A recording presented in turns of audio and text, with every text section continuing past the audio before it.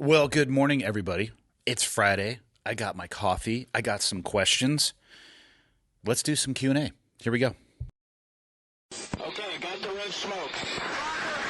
Gun run, north and south, west of the smoke, west of the smoke. Okay, copy, west of the smoke. I'm looking at danger close now. Come on with it, baby, give it to me, I need it. You're cleared hot. Copy, cleared hot. All right, ladies and gents, here we go. 3 questions for today. Try to pick 3 different genres, if you will. Keep it short, sweet. Hopefully provide some feedback or advice that helps somebody, somewhere. Specifically, I guess, would be the person who wrote in the email. And yeah, we'll be on our way. Heading towards next week in 2026. No, 2025. Yeah, it's been that kind of week. I can't even remember which fucking year is next that is hurtling down the pipe at us. Okay. Email 1. I hope this finds you well. I have been a listener of the podcast for years now, and I want to say thank you for what you do. I'll stop there and say thank you, everybody, for those that listen and that write in and provide feedback on how I can make the show better, the things you like, the things you don't. I like the guest suggestions. It takes a village, you know, and it's weird because occasionally I'll meet people throughout my daily life at the coffee shop and airports, whatever it may be. And it's a little bit imbalanced because they know more about me than I know about them. And that's okay because I still appreciate meeting everybody that comes up and says hi. And I appreciate the participation, whether it's listening or telling somebody else about the show. So I digress. I'm a 26-year-old husband and father to 3 boys. I separated from the Navy after 7 years of service earlier this year. Prior to the separation, I told myself I wanted to get as far away from the service as possible and have no association with the DoD or Department of Defense. I can understand that headspace from somebody who served for 17 years. The stars aligned, and I landed myself in a family friends company back near my hometown where I'm making a very good salary along with my VA rating, which was much higher than I expected. I bought a house and got the truck I've always wanted. From the outside looking in, life seems awesome, and it is, but there is still a part of me that isn't happy with where I'm at. I wanted to travel post-military and tour the U.S., but after being away for so long, we rushed back home, and part of me regrets it. I pitched the idea of Montana to my wife, and she really wanted to be back near family, which I totally understand because we're from the East Coast. One half of me is glad I moved back, for my family and kids, but the other half wishes I bought a camper and hit the road for 6 months with my family and maybe found somewhere that aligned more with what my family and I like to do. Skiing, kayaking, motorsports, hunting, fishing, etc. I guess my question is, how do I handle this post-military transition and do it in a way that benefits my family and myself? Thank you. Well, first off, I think you're already viewing it in a very healthy way. You understand that you have your words. Half of you is happy that you made the decisions that you did post-military and landed where you did. And the other half is still toiling with this desire of wanting more, to want to do more, to explore, to travel. And I think that is actually super healthy. The reason I chose this question, I think the subject of your email was something along the lines of having everything I've ever wanted. Something along those lines that it caught my attention because yesterday I recorded an episode that will come out in 2 Mondays from now with a man named Matt Dawson. And man, we had a fascinating conversation about life. This guy has accomplished amazing things in his life from a physical perspective and constantly has this desire to do more and wondering whether or not he is a good enough person. But he worked in banking, and this is where it ties into the subject line of your email. And I asked him this directly on the episode because you hear and see all the time, and I am as guilty of this at times as other people are, and that is using money or things as your metric for success and happiness. Now, he worked in the boutique banking industry, or does still. Dawson does. Again, the episode will come out in a couple weeks. And he has seen people go into extreme levels of wealth and have the ability to do what they want to do, to get what they want to get. And he has seen time and time again, as have I now at this point in my life, and also felt in myself, that things and money don't provide the happiness that I feel like we all wish that they would. And I'm not saying that things and money are a bad thing. I like things. I like money. Don't get me wrong. But there is no guarantee that they're going to make you feel fulfilled or enriched or empowered or happy. And I have felt that in my own life. There have been things where I need to get this.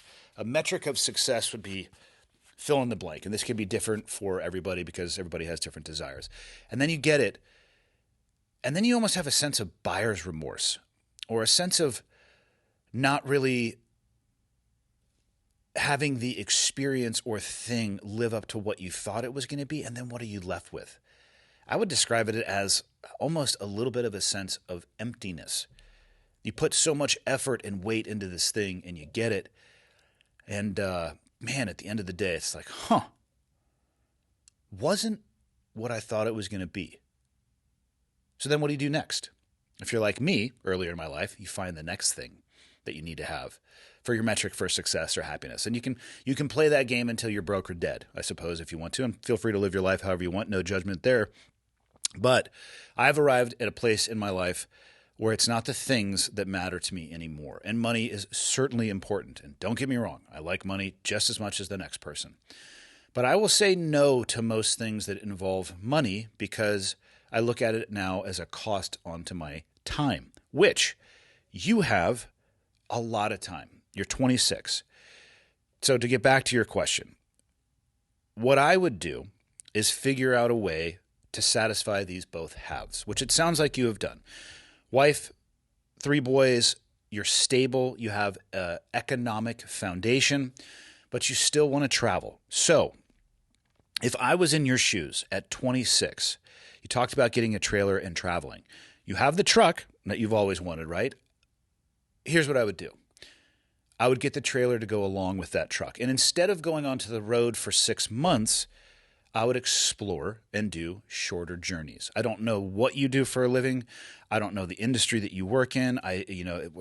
Friendly Friends company back near my hometown. Okay, so you have a personal relationship as well as a professional with the person that you're working with. I would start structuring your work-life balance to net you more time to explore and do the things that other half, the half that you wrote in about, which is wondering how you make this transition and do it in a way that benefits yourself and your family, to satisfy both.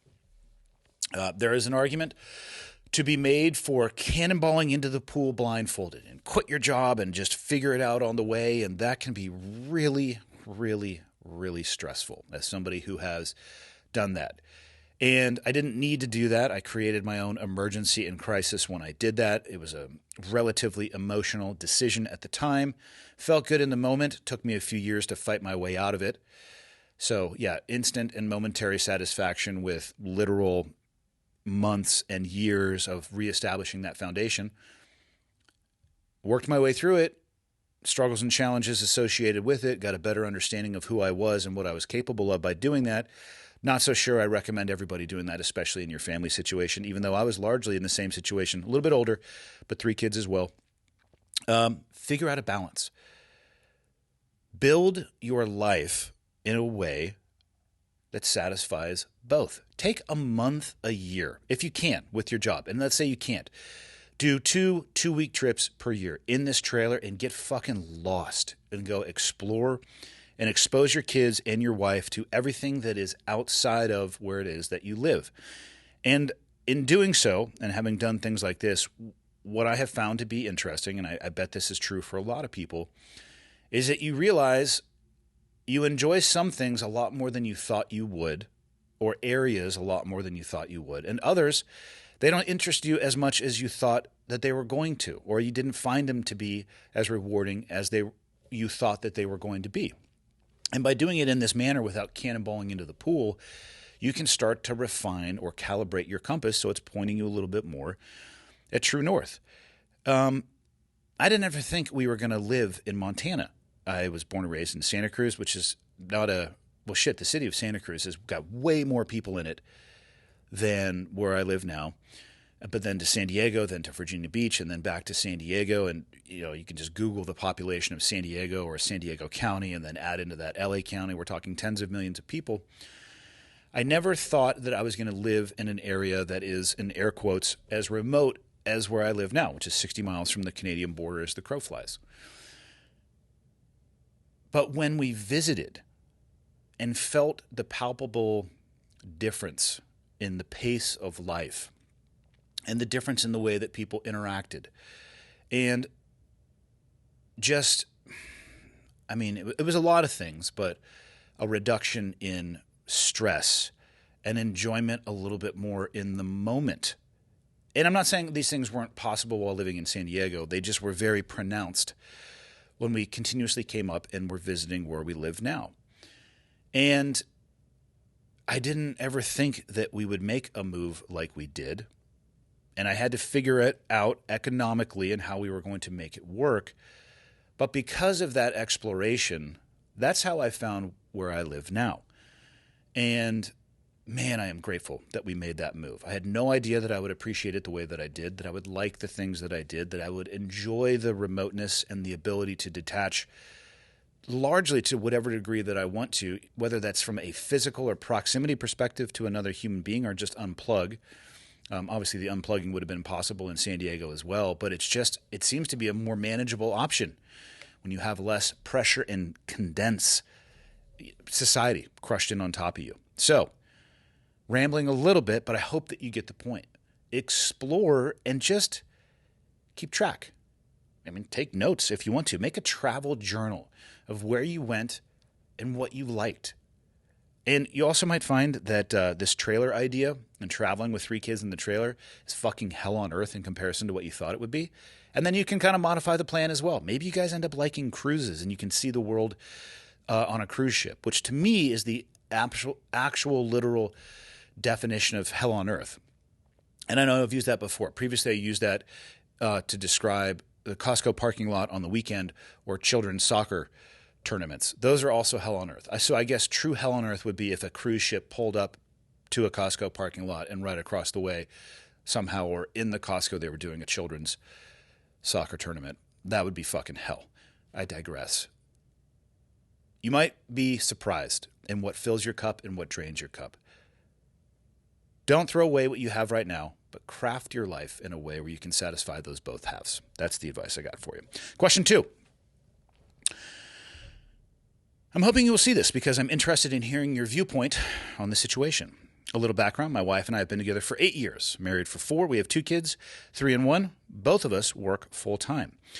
We have been going through a rough patch for a while. The gist of it is she says that she is not happy, that her emotional needs are not being met, and that she feels alone and doesn't know if I actually care about her or our relationship. I try to show her that I do care by doing things for her that make her day easier, sharing household responsibilities and being an engaged father with our kids. I even do little things like leaving her notes in the morning before I leave for work. I leave before she wakes up. Admittedly, I'm not an overly emotional person and I'm pretty even-keeled through most situations, so displaying or discussing my feelings is not my strong suit. I have recently brought up that maybe we should try going to counseling of some sort to see if it can work or see if we can work through our issues. Because I fear the course that we are on currently is not sustainable. My wife is adamantly against going to counseling or therapy of any kind and thinks it is a waste of time and money. I'm at a loss of what to do next because I love my wife, but I also don't want to continue down the path of endless arguments and fights. I appreciate any insight you can provide. Please don't read my name on the air. I would appreciate it. Well, don't worry. That's why I screen grab these and I take the names out of it because I am an idiot and would accidentally likely read your name. Okay, a few things. I'm not a counselor. I'm not a therapist. I can give you my experience on both of those, but I don't ever want anybody to think that this is my forte by any stretch. There's also probably a group of people that are tired of me talking about the value of going to counseling or talking to a therapist, and too fucking bad because it's had an immense impact on my life. And I'm not saying it's magic, but it's work, and it's a lot of work that can have a lot of benefit on the far end of that. A few things. I think it's good that you can list what your wife is feeling unhappy about because at least that means you are having conversations and at least it means you are listening. You said you were trying to show her that you do care by doing things for her that make her day easier. What I would say to that is, are you doing that because that's what you think she wants, or are you doing that because that's what you want to do and you feel like it should solve the problem that you are currently facing? No judgment in that question whatsoever, but I think it's easy, especially in a relationship, for you to have a situation where you make an assumption about what the other person wants or needs. And so then you take actions based off that assumption. It doesn't have the end state that you're looking for. And then you get more frustrated because it doesn't elicit the behavior or change in the person that you were hoping to see. Whereas it might be better to be a little bit more direct about it and ask her, are the things that you are doing, the household responsibilities, being an engaged father with your kids, that's like the minimum of parenthood. So definitely don't stop doing that. But the notes, things like that, does she care about those things? Her answer might be no. And that might be the opposite of what she's looking for. And that doesn't mean that you don't care. And that doesn't mean that you didn't do those things because you were trying to be thoughtful. It just means that she doesn't value them in the same way that you do. So I would recommend a direct conversation on that, assuming the time, place, and setting is correct. Don't have those conversations in the middle of an argument. And also don't bring up the things that you are doing for her in the middle of an argument and expect her to appreciate those things while in that heightened emotional state. Do not throw that shit back in her face by any means, even if she throws something like that in your face. Be the bigger person on that one. So the counseling aspect, she's adamantly against it. That's okay. A lot of people are. I've heard people say the only reason that counselors talk to you is because you're paying them to do so, which I suppose is true. But the doctor that you go see, if you bust your knee, is only seeing you because you're paying him to see you as well. So that line of argument falls apart for me a little bit. When you go to a restaurant and the server comes out with your food, or the waiter or waitress is taking your order, yeah, they're only doing that because they're being paid to do so as well. So you probably have a job, and perhaps your wife does as well, or has at a point in time. I think that you can understand that you could also be enriched and enjoy what people pay you to do, but you also need them to pay you so they can meet the minimum financial requirements of their life as well. So I don't think the fact that you're paying somebody should disqualify them from the service that they are rendering or make you think that they don't care. We all have economic requirements.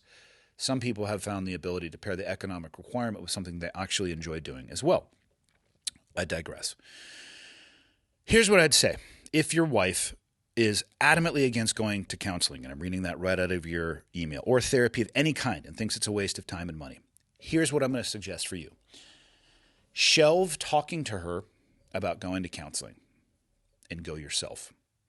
You want to show her that counseling works? You want to show her that it's worth the time and money and effort? Go yourself and do some very hard work on yourself and show her that difference. Don't tell her about it. Show her. Be about it. And I know that's probably not what you want to hear. I would hope that you're not wanting me to say something like drag her and it's all going to be okay at the end. And no, I don't think that that's going to be beneficial at all. Displaying or discussing your feelings is not your strong suit. Not an overly emotional person. I don't think that's a good thing or a bad thing. What I do think is that we all have work.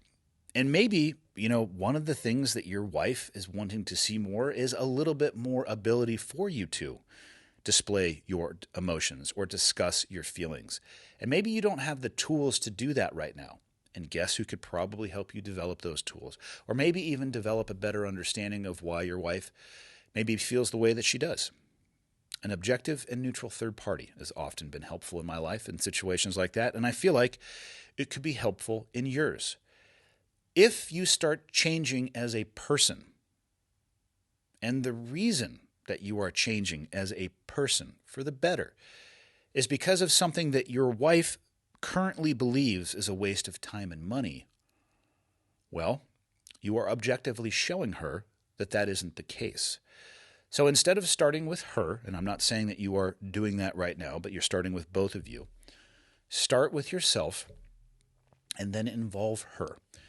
Now, let's say she still doesn't want to be involved, and let's say you are on a course that is unsustainable.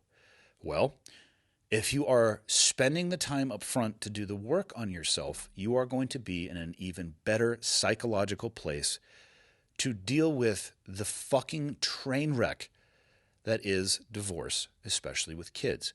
And I'm not trying to say that if you don't go to counseling and if your wife doesn't go at some point in time, you're going to get to a divorce. I'm not saying that. In the off chance that that does happen, though, and you have been putting work in on yourself and you have a better understanding of who you are, and maybe you can get more in touch with your feelings and your ability to express those things, which let me tell you right now, beyond your wife, your children are also going to appreciate that as well. You will be a better version of yourself when the world is throwing you a plate of dog shit and expecting you to eat it. It's not going to taste any better, but you might have a better foundation in place to deal with that. I don't see a downside for you starting the work on yourself. Whether it draws your wife closer to you or it, in the end of the day, an axe or a splitting maul comes down on the log that is your life and splits it into two. The more prepared you are as a person, the more grounded you are as a person, the better you're going to be to deal with either of those things. And that work starts with you. So that is my advice. Hopefully that helps. Okay, last one. Good morning, sir. I hope this email finds you well. It does. It's been a lovely little Thursday. A little backstory. I'm 44 years old and have struggled a great deal managing bipolar disorder for all of my adult life. About a year ago, I was able to find some protocols and shifts in mindset that have allowed me to manage my disorder better than I had been able to in the past. I'm even in the process of returning to work and getting off of disability. That being said, if I knew how hard the last 22 years would be, at 22, I do not think I would have chosen to participate. It's a rough sentence. My youngest daughter recently relocated to Tennessee, where I live, and has been my shadow for about 2 months now. We work together, go to the gym together, and eat together. She is an amazing person, and I thoroughly enjoy her company when she is not depressed, but I am pretty sure she is bipolar as well. I know for sure that she suffers from depression and is frequently suicidal. I thought that it would be good for her to be close to me, and I think that it is good for her to have someone that understands to talk to that will not judge her. I thought that I would be able to share more or some of my routine with her and make her life significantly more pleasant than mine was, but she is not ready to get better. If she were to end her life, I would miss her a great deal, and most of the people I love would be devastated. But I do not see how I could be anything but relieved that she would not encounter the struggles and pain that I find are likely in her future. I do not know what to do. I do not have the knowledge or mental horsepower to change her way of thinking, and it is devastating to see her depressed, and I know I cannot do shit about it. I just don't want her to hurt anymore. Whew, man, so much for going out on a high point on this Friday into the weekend. This email is tough. I know very little about bipolar disorder. I have not somebody who has struggled with deep bouts of depression in my life. We all have good days and bad. I'm not saying I haven't had phases of time where I probably could have been diagnosed with, I would call it maybe mild depression. And maybe that was me as a person, or maybe that was a life situation and circumstances. Maybe it was a combination of all those things. I don't know. Hearing somebody, though, that is in this level of pain for this period of time is rough. And for those of you listening to this who have good days and bad, but have never thought about somebody who has struggled with horrible days for 44 years and is just now getting a handle on that, hopefully it puts in context for everyone that you just don't know what people are dealing with. The people that we pass in our everyday life, whether you're driving by them or walking by them on the sidewalk or interacting with them at a restaurant, or the waiter or the person that I've talked about in the previous email, you don't know what's going on behind their eyes. You don't know the demons that they're dealing with. You don't know if they're having the worst fucking day of their life or having one of the better days of their life. But what I can tell you is this: we all suffer and struggle at times, and you just can never tell where people are at in that journey. And a 44-year journey of this, my God. So first off, I'm glad that you have found some protocols and shifts in mindset. My question to you would be, how did you do that? Did you do it on your own, or did you find a professional? And I don't even know who you go see when it comes to bipolar disorder. I don't know if that's a physician, like a medical doctor, or you go psychologist, psychiatrist. I don't know. Maybe it's a combination of all of those things. But if you found a path, a protocol that works for you, I mean, the good thing is you're at 44 years old. Your daughter is with you. It sounds like you have a relationship and the ability to talk with her. Maybe you can help short circuit that 22-year struggle that you had, or I should say 44-year struggle, depending on when you started dealing with this. Maybe you can help short circuit that for her as well. Nothing lasts forever. And again, I don't know, I can't talk with any level of experience about being bipolar. But I do know, and this is unfortunately from things that have been left behind by people that I've cared about very deeply, more often than not, they arrived in a place where they did feel like it was going to last forever. And I don't believe that it does. I do believe that all problems have solutions. And that's kind of an absolute saying, and I'm not I'm not a fan of absolutes, whether it be always and never. But I'm not saying that it's going to solve your problem completely. What I am saying is that nothing lasts forever unless you do something to make it so. And I can understand your headspace. As weird as it is to say, I can understand your headspace about how you feel about your daughter if she were to decide to kill herself. But what I would challenge you with is the thought on what she may miss out on. You have found a protocol that is helping you recover a portion of your life. Why would you think that that's not possible for your daughter? And if it is possible for you, and it is possible for your daughter, imagine on what she may miss out on in her life. Your struggle may be similar to your daughter's, but it's not hers. So don't overlay it in that way. She may have peaks and valleys that go higher and lower than yours, and she might have to learn to navigate her way through that system. But there is a path, I believe, and I say this with no medical knowledge or understanding really, other than my own experience in the medical and mental health system. There are things that you can do to improve your baseline and to maybe round the edges on the extreme highs and the extreme lows, unless you do something permanent. And that is not a choice that I truly understand, because I don't think I've ever been in that place. It's an irrational decision that people rationalize, and I do understand that. I've just never been in that place where it's become a rational thought for me. So I think you're at a place where you have to involve experts in this arena. I hope that your protocol came through that, because they could probably guide you in a more direct manner than you navigating through the woods without a compass. But if you're recognizing this now, think about yourself at her age. If somebody else had recognized that, what would you have wanted from them? If they had seen the light at the end of the tunnel, and they were able to navigate you towards a place where you felt appreciably better, would you have wanted that help and assistance? I have to believe the answer would be yes. So be that person for your daughter. Be proactive with this. Nothing lasts forever. Her suffering is not going to last forever. I hate to tell people this. On the other side of that coin, the peaks in your life where you're feeling your best, they're not going to last forever either, and that is okay. I don't think it's about the peaks and valleys. I think it's about what you do in between those two high and low points. So if you don't want your daughter to hurt anymore, which I think every parent can agree with that, exhaust every single option that you can to help her, and do the things for her that you desperately wish that people had done for you at that age. She's got a lot of life to live in front of her, unless she does something that prevents that. And as much as you may understand the pain, I worry that you wouldn't be able to forgive yourself because you didn't do everything that you could. And that's not a way to live out the rest of your days either. And that's all I have for this week. Jesus, I need to finish this coffee. Not really a downer, I guess, because I'm trying to get somebody to a place where they'll have a little bit more hope, but maybe I should have opened with that one. I need to reorganize these a little bit for my own mental health. That's it. I'll see you guys all on Monday.